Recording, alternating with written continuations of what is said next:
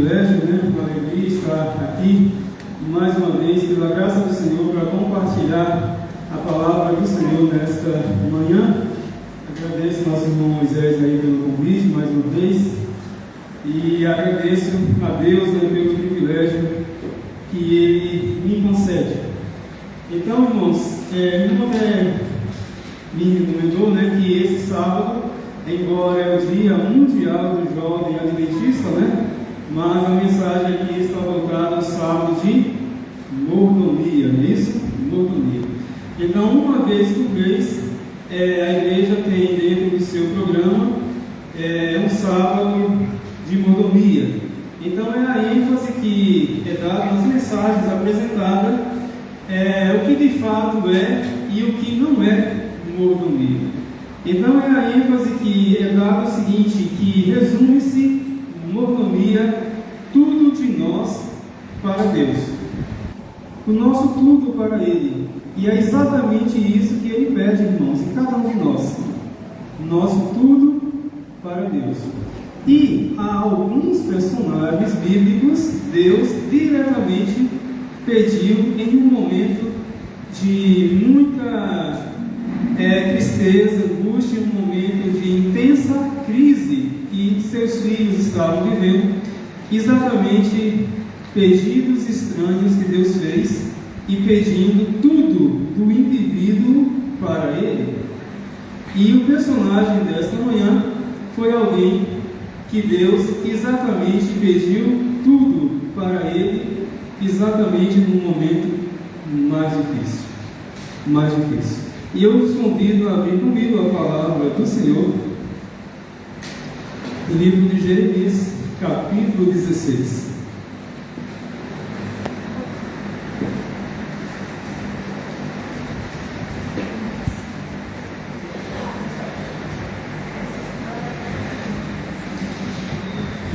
Jeremias 16, vamos ler do verso 1 ao verso 6. Nós conhecemos desde o início o livro de Jeremias, o chamamento do Senhor para Jeremias. Jeremias tentou se esquivar do seu chamado, dizendo que não passava de uma criança, e o Senhor mostrou que antes mesmo que ele nascesse, o Senhor já havia escolhido, já o havia consagrado para ele. E no capítulo 16, dos versos 1 ao 6, olha só que pedido difícil que Deus fez para o profeta Jeremias. A tarefa que ele tinha não era uma tarefa fácil, a missão que Jeremias tinha que desempenhar não era uma missão fácil. E no verso 1 está escrito assim, acompanhe comigo, irmãos. E veio a mim a palavra do Senhor, dizendo: não tomarás para ti mulher, nem terás filho, nem filhas nesse lugar. Verso 3: porque assim diz o Senhor acerca dos filhos e das filhas que nascerem nesse lugar, acerca de suas mães que os tiverem, e de seus pais que os gerarem nessa terra. Verso 4: morrerão de enfermidades dolorosas, não serão proteados, nem sepultados, servirão de esterco sobre a face da terra, e pela espada e pela fome serão consumidos, e os seus cadáveres servirão de mantimento para as aves dos céus e para os animais da terra. Verso 5: porque assim diz o Senhor: não entres na casa de luto, nem vás a lamentar, nem te compadeça deles, porque deste povo, diz o Senhor, retirei a minha paz, benignidade e misericórdia.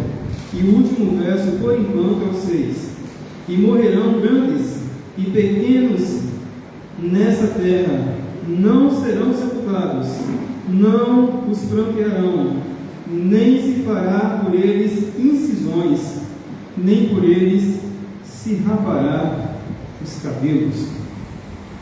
Irmãos, aqui está apresentada uma mensagem de juízo para uma nação, para o povo de Deus. Aqui não podemos esquecer que essa mensagem ela foi destinada a um povo que por tantas vezes o Senhor já havia enviado mensagens de misericórdia, mensagens aonde o Senhor estava apresentando o perdão e chamando a ponto de Deus dizer que de madrugada ele gritava na boca de seus profetas, através de seus profetas, chamando sua nação. Houve um momento em que, se houvesse arrependimento, se houvesse confissão, se houvesse realmente uma genuína reforma e uma volta para Deus, Deus iria evitar o juízo que por tantas vezes os profetas disseram que iria alcançar a todos da nação. Mas as vozes de advertências foram rejeitadas. E o povo de Deus foi mergulhando cada vez mais na apostasia, em pecados que tomaram das nações vizinhas, e chegou um momento que, através do mesmo profeta que estava falando e convidando, agora Deus deu essa mensagem dura, essa mensagem de juízo. E disse: olha, Jeremias, você deve, primeiro, você não terá mulher nesse lugar. Então, esse pedido já era tamanho assim, difícil, para o profeta Jeremias. Ia viver o celibato, durante todos os seus dias. Não deveria entrar em casa de luto e nem em casa de festa. E que a mensagem que deveria ser apresentada agora era uma mensagem que estava às portas. O profeta Jeremias, irmãos, ele aparece no cenário exatamente no tempo dos 5 últimos reis de Judá. A informação que a Bíblia nos dá é que ele apareceu exatamente no 13º ano do reinado do rei Josias. E o rei Josias nos é dito que de Judá foi o único rei que Judá teve que começou bem, continuou bem e terminou bem. Os outros 4 reis foram reis que acabaram se corrompendo e levando muitos da nação a imitar os seus próprios pecados. Então vamos lembrar dos 4 últimos reis depois de Josias: rei Jeoaquim, rei Joaquim, rei Zedequias e o rei Jeoacás. Esses foram os 4 últimos reis.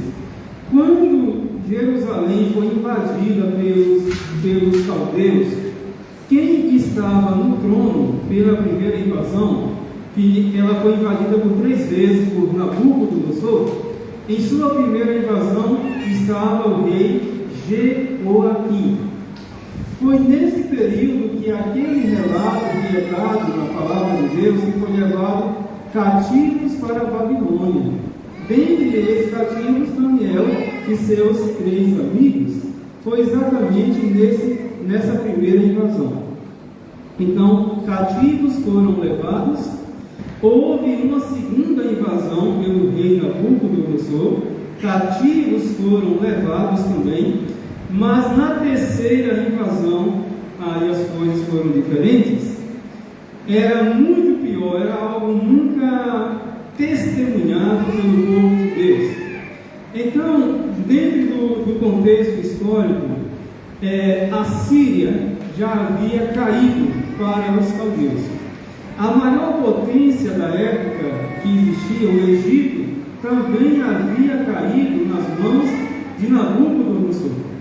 E agora o profeta Jeremias dá essa mensagem aqui no capítulo 16 que nós lemos, dentro desse cenário. E vocês nem sabem, irmãos, que Jeremias ele é conhecido dentro do contexto bíblico por um apelido, Já era conhecido naquele tempo. Foi o profeta que escreveu o livro de Lamentações. E qual era o apelido que Jeremias tinha, que é conhecido até hoje? O profeta Chorão. Esse era o apelido que Jeremias tinha. Por quê? ele era considerado amplamente o profeta chorão. Por qual razão, irmãos? Existe um certo pregador que diz que existiam 3 razões principais, dentre outras razões, que fez com que Jeremias foi considerado um profeta chorão. Primeira razão, que ele apareceu dentro de um cenário onde os próprios reis, que deveriam ser líderes espirituais da nação, não eram.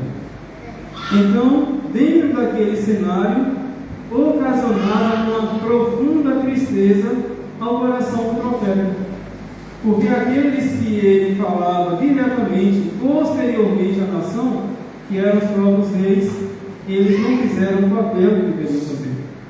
Então isso causava muita tristeza para o coração do profeta. Segunda razão, os caldeus, dentro dessa mensagem que ele deu, já haviam se aproximado de Jerusalém e haviam cercado Jerusalém. Esta era a estratégia de Nabucodonosor contra seus inimigos. Em muitas ocasiões ele fez isso, irmãos. Primeiro, cercava a cidade e ficava meses e meses a cidade cercada. Nada entrava e nada saía da cidade. Consequentemente, as pessoas enfraqueciam, muitos morriam de fome e de sede. E quando estavam nessa condição terrível, muitas vezes ele invadia a cidade, destruía, levava cativo, queimava a cidade a fogo. Esta era a segunda razão pela qual Jeremias era considerado um profeta chorão. Nabucodonosor já havia cercado Jerusalém. E a terceira razão, qual seria? A terceira razão, irmãos, é que apesar das mensagens que ele havia dado, ele era um profeta não desejado pelas pessoas do seu tempo. Não esqueçamos que existiam muitos falsos profetas e todos falavam pela mesma boca. Sempre haverá paz em Jerusalém. Essa era a mensagem dos falsos profetas. Apesar da impiedade do rei e da nação, das pessoas, a mensagem de Jeremias era uma mensagem contrária a essa. Primeiro, ele dizia: Jerusalém vai cair, e vai cair nas mãos dos caldeus. Então era uma mensagem não desejada pela nação. Então, por isso, essa constante rejeição à sua mensagem ocasionava dor, tristeza ao coração do profeta Jeremias. Agora, queridos, no capítulo 32 do mesmo livro, eu os convido que abram comigo aí. 32.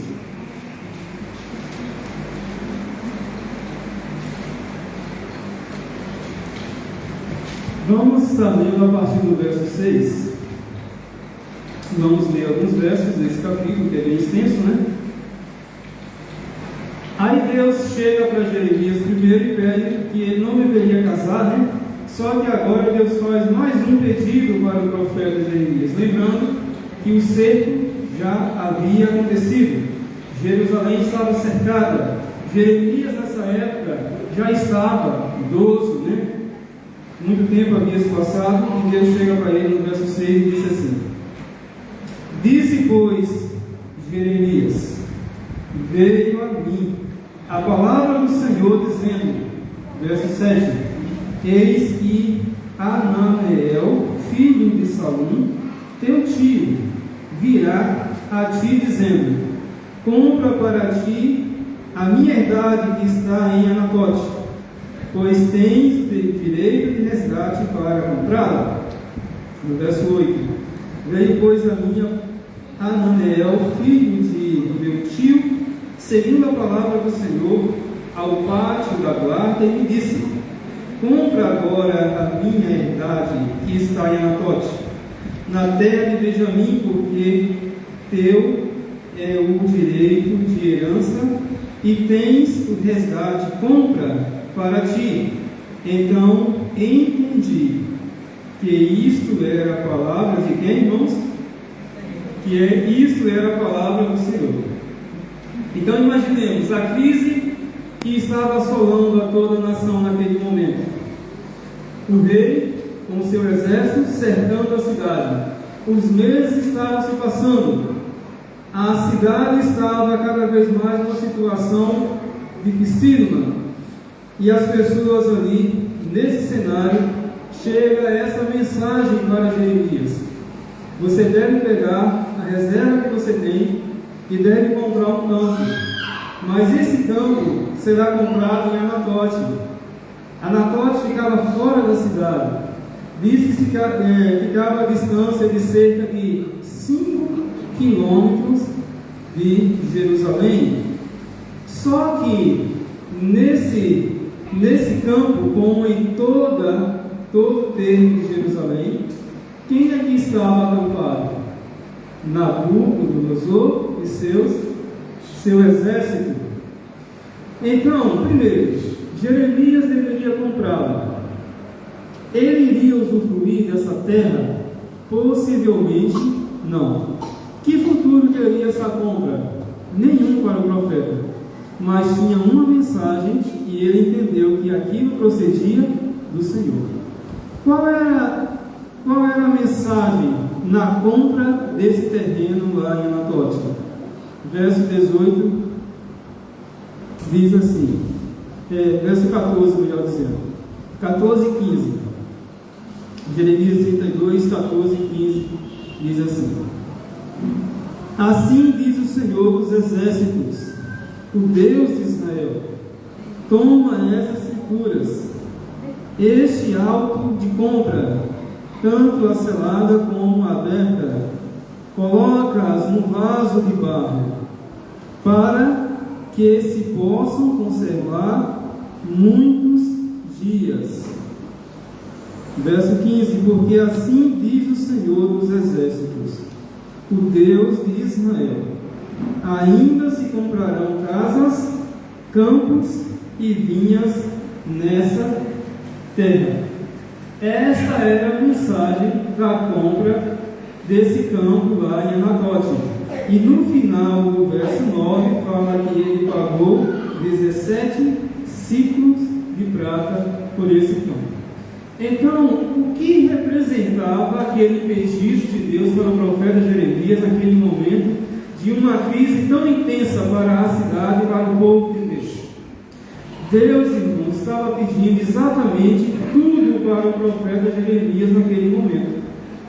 O ministério que Jeremias desenvolveu foi um ministério que Deus o escolheu e pediu que ele desse tudo, oferecesse tudo para o Senhor. Por isso ele disse lá no capítulo 16: você não vai casar, você não vai ter mulher, não vai ter filhos, não vai ter filhas. E agora Deus diz: olha, tudo que você possui, 16 ciclos, né?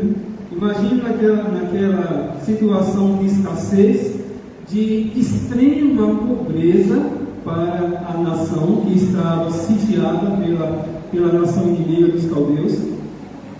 Tudo que ele possuía, a fé dele agora é provada. O Senhor diz: olha, esse pouco que você tem, mas é tudo que você tem, vai e compre um campo em Anatote. Deus queria, exatamente com essa prova de fé, saber se o profeta, ele estaria disposto a oferecer tudo de Deus, mesmo tudo para Deus, mesmo no momento mais difícil, mesmo no momento de intensa crise. Não é exatamente, irmãos, comparando, trazendo para a nossa realidade, nós não estamos nos aproximando da grande crise, a última crise da terra, aonde todos os filhos de Deus serão afetados. Teremos que passar pela última crise da terra, onde nós somos desafiados hoje a desenvolver uma fé que suporte a demora, o cansaço, a escassez É esse tipo de fé aqui que Jeremias foi desafiado a desenvolver naquele momento. Dizem que existem três tipos de fé, né? Que alguns consideram isso, 3 tipos de fé que mais cedo ou mais tarde vamos desenvolver. Primeiro tipo de fé é a fé com evidência. Segundo tipo de fé é a fé sem evidência.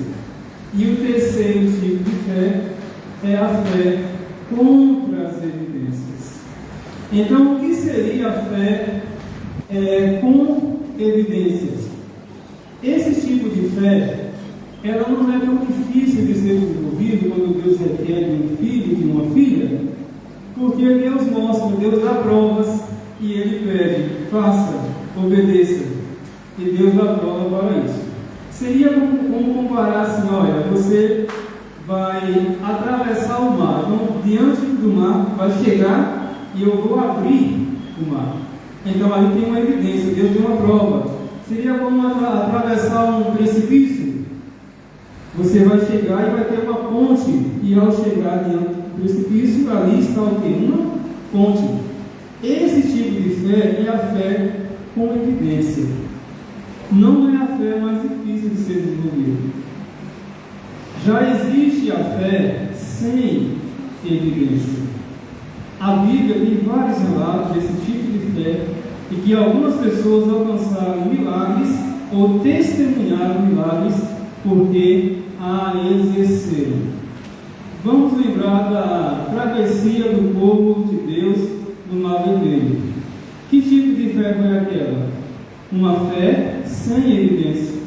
Deus disse para Moisés: olha, fala para o povo que marche. E quando Deus disse isso, o mar estava aberto? Não, ainda não estava aberto. Quando o Senhor, no capítulo 5 de João, efetua a cura de um paralítico, ali foi uma fé sem evidência também.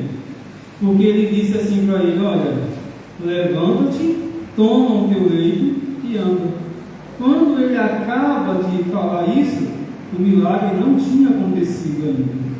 Mas o paralítico, que aconteceu, diz a Bíblia, ele creu, e ao fazer esforço para levantar, o milagre acontece.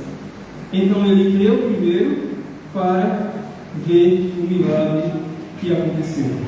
Já existe, irmãos, o tipo de fé sem evidência.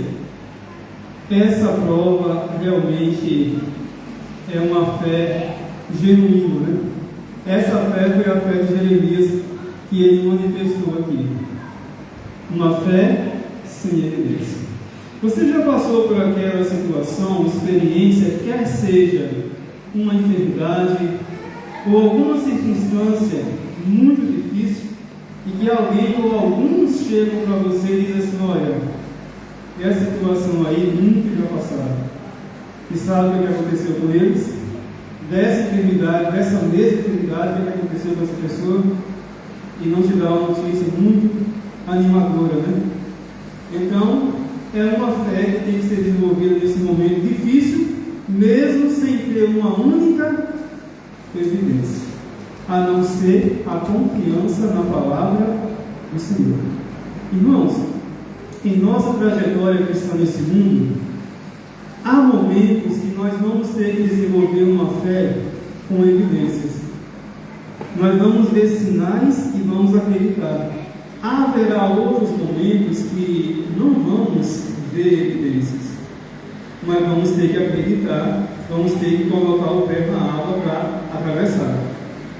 Mas haverá momentos, irmãos, em que contra as evidências nós vamos ter uma única salvaguarda para nos apoiar. É a nossa confiança na palavra do Senhor. Mesmo contrariando toda a lógica, todas as evidências que existem.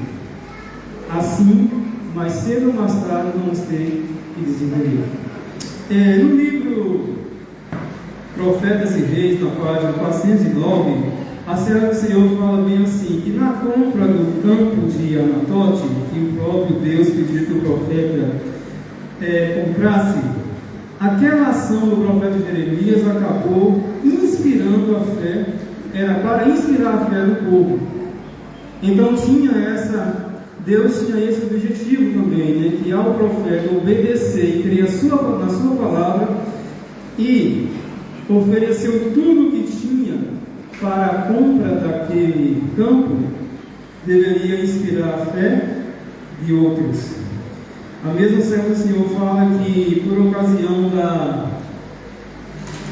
do exílio, né, de Daniel e seus 3 amigos, inspirados pela fé de Jeremias, pela confiança e a fidelidade desse servo de Deus, Daniel e seus companheiros lá de Babilônia, né, de alguma maneira foram influenciados positivamente pela fé e o testemunho do profeta Jeremias. Então, Jeremias em Jerusalém e Daniel em Babilônia, manifestando a mesma fidelidade, a mesma obediência, a mesma fé em Deus. Servo de Deus que, mesmo contrariando as circunstâncias que nem tinha, a fé foi provada e foi aprovada. Esse tipo de fé nós precisamos perseguir a cada dia, porque chegará dias, irmãos, chegará momentos em que os servos de Deus desse mundo, eles não terão uma única evidência para se apoiar. Eles não terão uma única prova verídica para dizer assim: olha, por isso eu creio, a não ser a fé unicamente na palavra do Senhor, em um Deus que não se vê, um Deus que não podemos tocá-lo, não podemos apalpá-lo, mas que podemos ter a plena certeza que esse Deus está conosco, mesmo nos momentos mais difíceis. Amém? Então, a Jeremias, o Senhor pediu tudo e ele entregou tudo. Acredita-se que depois da invasão de Babilônia lá a Jerusalém, Jeremias, acredita-se que foi para o Egito, né? Ou seja, a palavra de Deus guarda silêncio com respeito ao que aconteceu ao profeta Jeremias.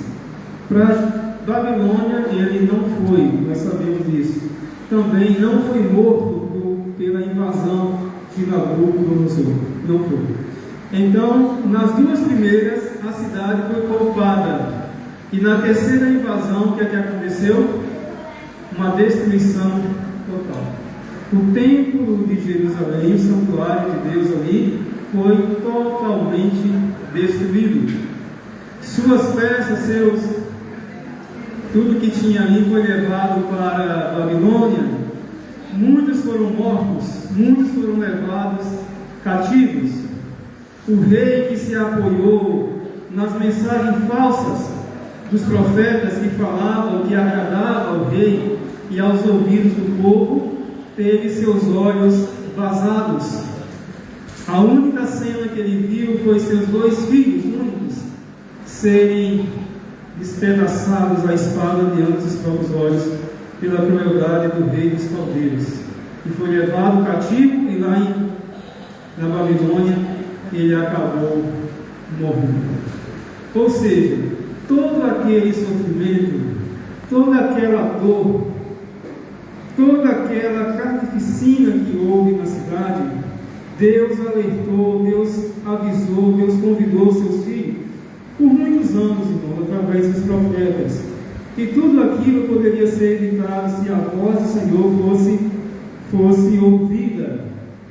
Mas infelizmente muitos, a maioria, deu atenção às palavras mentirosas, enquanto a mensagem de Deus ela foi totalmente rejeitada. Não está longe, meus queridos irmãos, é o tempo em que a nossa fé será novamente, severamente provada. Mas eu acredito que o Senhor já tem provado a nossa fé desde hoje, né?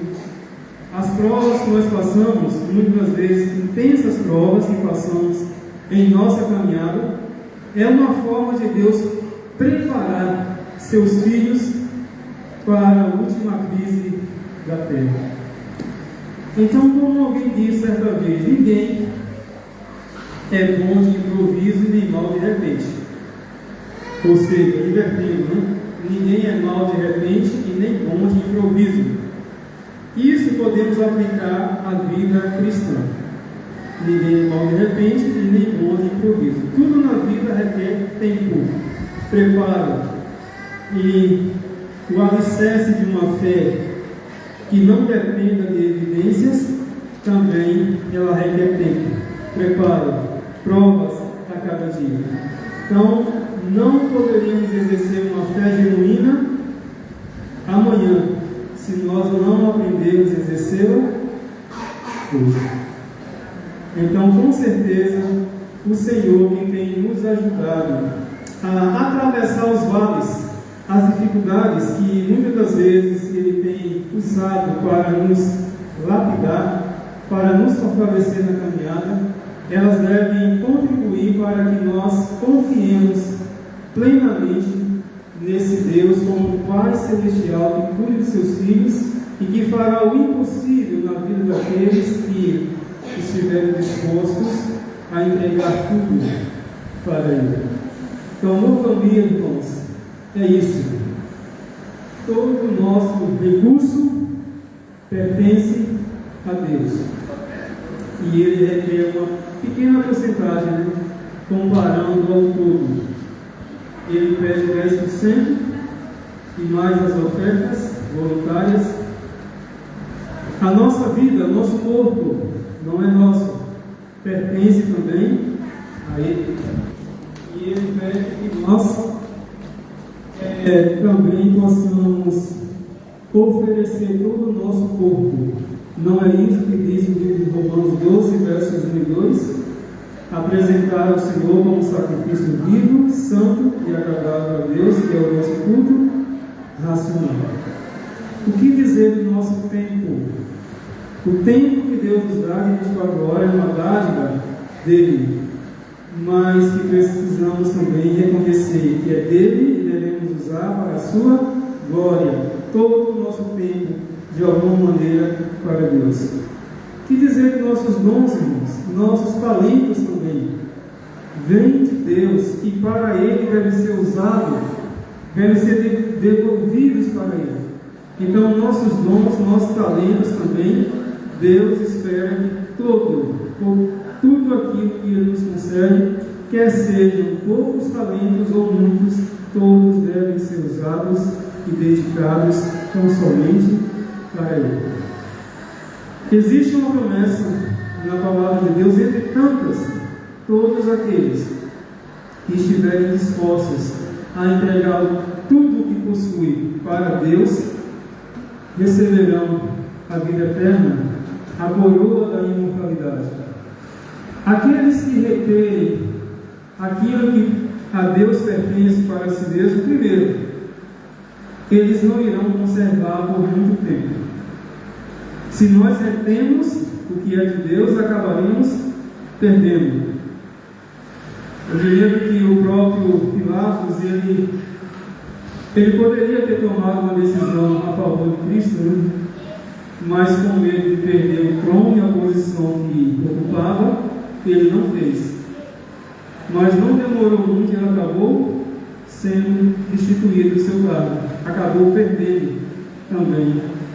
Então, nunca existiu, irmãos, e jamais vai existir alguém que entregou tudo para Deus, que não foi de alguma maneira beneficiado e em breve receberá em dobro, né, como Jesus disse, recebe 100 vezes mais aqui e no futuro a vida eterna.